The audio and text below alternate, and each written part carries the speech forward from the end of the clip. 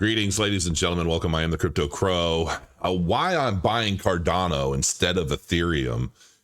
We're going to watch this video. I like to check out videos from YouTubers that I've never seen before. I don't know anything about. I like to get new perspectives. Honestly, I like to discover people who are relatively new to YouTube, but deserve a light to be shed on their content and what they're doing. And so we're going to react to this video and see what this guy has to think. I've only watched maybe the first 2 minutes of it. And so we're going to go ahead and follow through with the rest and see what he has to say. I'm very curious. Token called ADA over Ethereum. As a matter of fact, I don't own any Ethereum because, quite frankly, I think it's kind of caca for me. Now, of course, nothing I say is financial advice nor a guarantee. But when it comes to, why I'm in the world of cryptocurrencies, it's to get potential gains. I'm not looking for like a 2 or 3x or something crazy like that. No, that's not the case. I'm looking for something that I think hypothetically has room to grow. And I do. Gains. We're all in this for gains, obviously. And I'm, I don't like breaking up videos too much, but we're all here for the gains. But there are some of us who have limits on what we're willing to do or buy into or support in favor of those gains. I'm more about risk aversity. I like to go into projects that I think are going to stand the test of time. They're not going to be flash in the pans. They're not going to be here today, gone tomorrow, that kind of thing. Like, it's not worth it to me. Most people in the crypto space don't even know when a good time to get out of a position is. So they end up holding everything through the peaks, down the slopes, waiting for that price to get back up because the media and everybody else makes everybody believe that, it's coming back, it's coming back. And really, they just want everybody to be exit liquidity for the people that are paying for all the articles on these platforms. And so there's going to be a lot of tomfoolery going on around the peak of the market, and the majority of people in the crypto space are going to get caught in it. So I typically like to talk about projects that I believe, if you got into the project, you missed the peak and you're still holding it after the peak, well, you still have the next market cycle for it to perform and give you opportunities to average out and so forth if you wanted to. So I just had to throw that in there. I believe that Cardano's native token called ADA, even though it's relatively matured, I still think it still has some in the gas tank. Much more than Ethereum, because you think about this, right? For instance, if ADA were to go to the price of $10, considering current circulating supply, market cap would be around $360 billion, which, by the way, is still around $200 billion less than Ethereum's all-time high market cap. Now, by the way, $10 is around a 27x from here. But on the flip side, if you take a look at Ethereum, if Ethereum, let's say from right now, were to do a 27x in terms of price increase, at that point, considering current circulating supply, market cap would be around $7.7 trillion. I mean, are you kidding me? First of all, that market cap right there is bigger than the market cap of Apple and Tesla as of right now combined. I mean, can you imagine that? A market cap that's bigger than Apple and Tesla right now? That's kind of insane. Also, take this into consideration. The GDP of the UK, aka the United Kingdom, back in 2022 was around 3 trillion. So this is like a very insane amount. Do I think Ethereum can do over a 20x ever? Highly unlikely, let alone during this bull run. I mean, come on, dude. That's just so ridiculous, right? But when I take a look at ADA, very realistic for it to do over 20x. And that's why I don't own any Ethereum. And I think that choosing Cardano is only logical. I mean, you got to think about this, right? Let's say someone came up to me, hypothetically speaking, and they said, hey, you only have one shot at this. Are you going to choose ETH or Cardano's native token called ADA? This is such a no-brainer pick for me. I mean, again, right, when you take a look at ADA, much more room to grow, in my opinion. Ethereum, it just feels like a dinosaur. It feels archaic. It just kind of feels like it's out of date in terms of its fundamentals. The way I take a look at Ethereum, it's like Blockbuster. Cardano's like Netflix. You know what I mean? Ethereum's like a Nokia. Cardano's like an iPhone. I mean, you can't even compare the two. It's completely embarrassing, in my opinion. That's why I don't want to deal with Ethereum. Now, a lot of my friends like to give me flack for this, though. They're saying, oh, wow, man, why don't you own any Ethereum? It's so amazing. Ethereum having a big ecosystem, that's not going to benefit me right now. Sure, if I got into it like years ago, fine. But come on, I'm not going to choose Ethereum in this day and age. This makes no sense. If someone's like, hey, dude, you only have one chance to meet a quarterback that you like, either Tom Brady or Baker Mayfield, why would I do that? Why would I choose Baker Mayfield? That makes no sense. That's not even in the table. That's not even an option. Tom Brady, that's like Cardano. things got so bad, in my opinion, for Ethereum, hypothetically speaking, that, you take a look at one of its co-founders, Charles Hoskinson. He left, and guess what? Founder of Cardano, right? You got to think about that. Why did he leave Ethereum? So he left because there were definitely differences in how the leaders of Ethereum wanted to operate it. I'm pretty sure Vitalik wanted to operate it as kind of a not-for-profit kind of business. And Charles said, this should be more commercial. This should be more for-profit company. And there were big fundamental differences in their philosophies to how they wanted to handle things. And so, Charles did then leave and found IOHK and launch Cardano. And then Gavin Wood left and formed Polkadot. So now, the exact reason we may never know, but if you take a look at Ethereum again, it just kind of feels archaic, kind of feels outdated. Charles Hoskinson, he's a smart guy. So if he leaves Ethereum, makes Cardano, that right there, I think showcases something that, hey, Cardano's the way to go. And I believe that because Charles Hoskinson, again, I believe him. And of course, I'll believe Cardano as well. Just a much better pick for me, really. If people want to FOMO into Ethereum right now, totally understandable. It's their choice. They can do whatever they want. Nothing I say is financial advice. But just for me, logically, nah, man, that's just not my style. I don't do that, man. I'm not into archaic layer 1 blockchains that are not scalable and have high gas fees.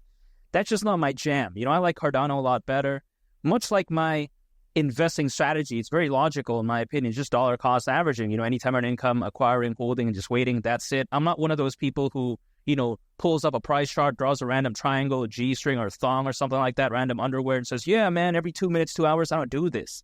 I'm a conventional guy. That's the way I view it, and that's why I choose Cardano. That's my opinion, though. And also take this into consideration. When it comes to Ethereum, sky-high gas fees.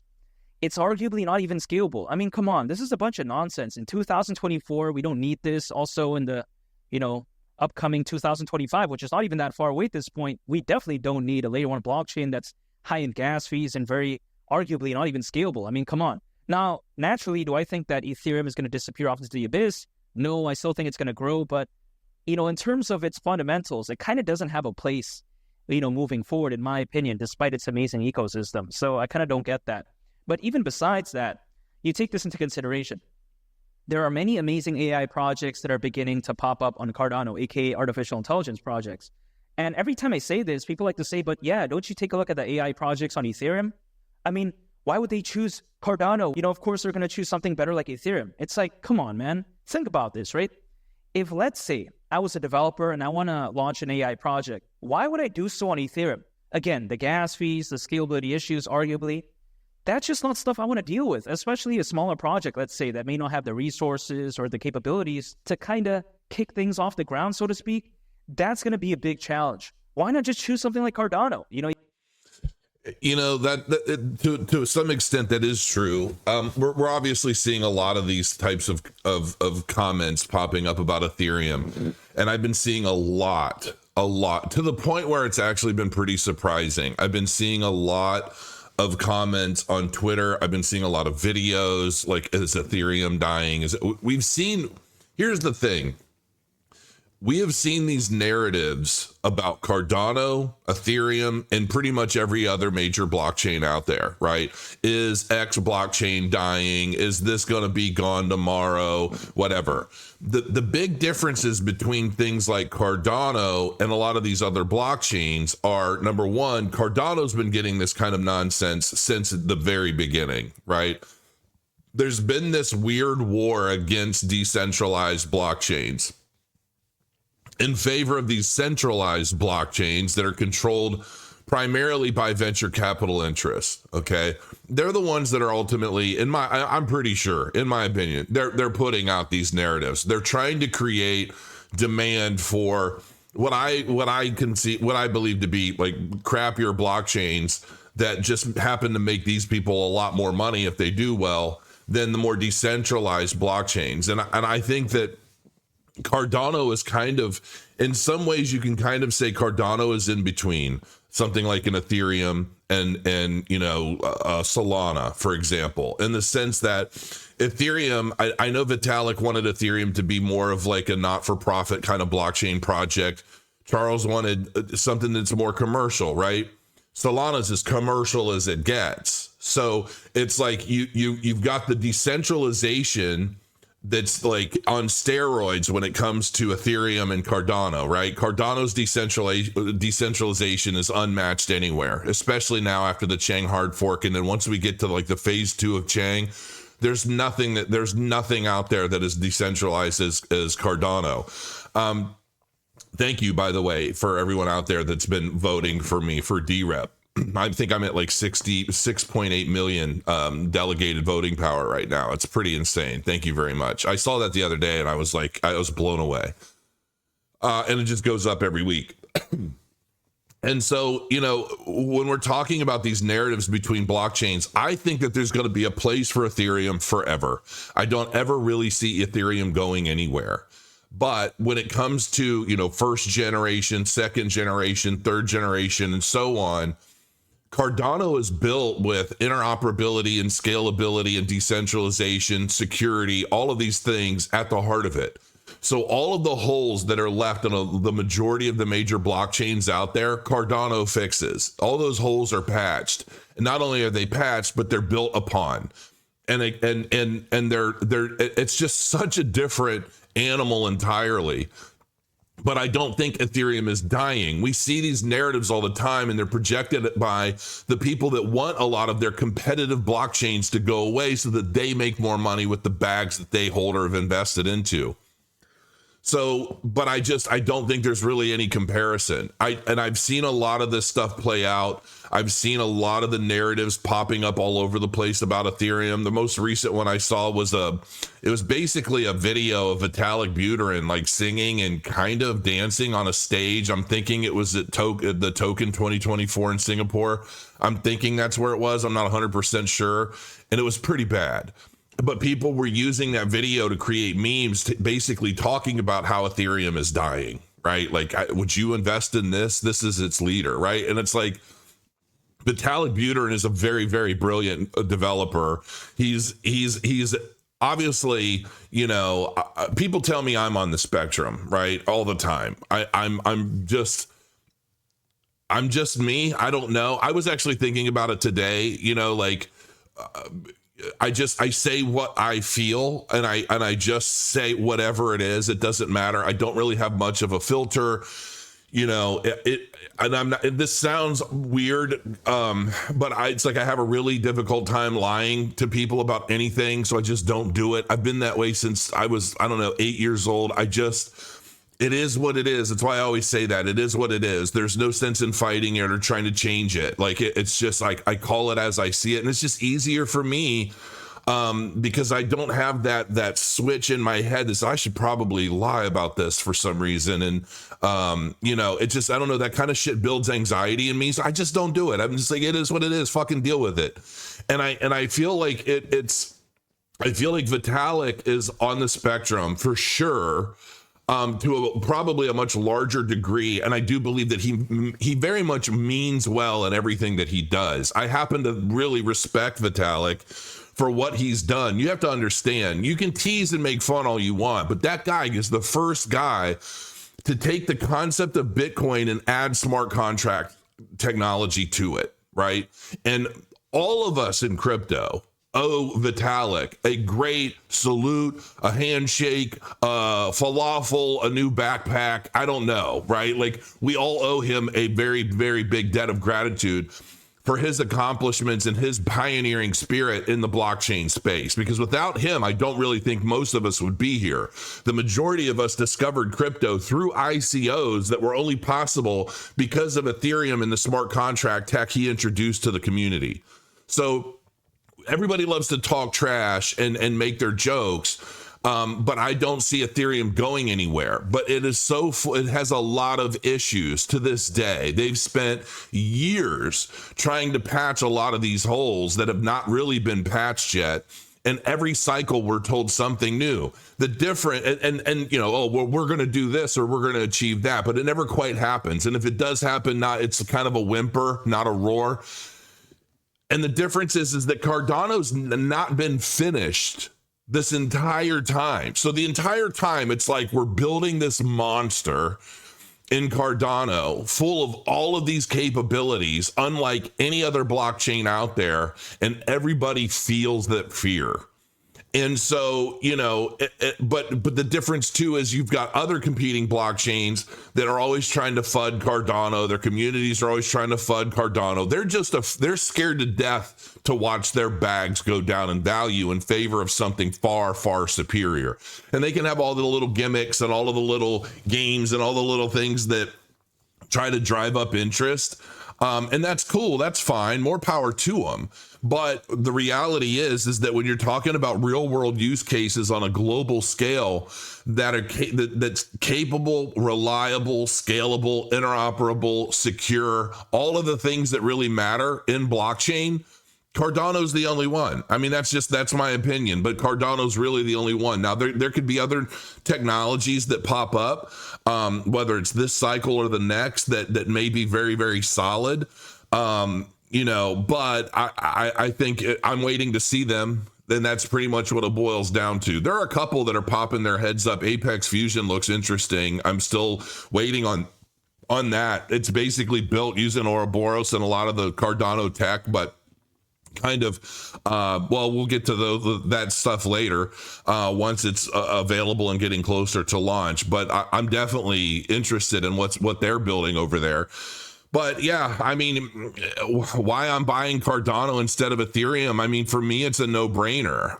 I don't, like, even if I do paid segments, I basically say I'll accept Ethereum or Cardano, right? That's pretty much what it boils down to for me, because I think that Ethereum's always going to be a part of the ecosystem, and there's always going to be use for it.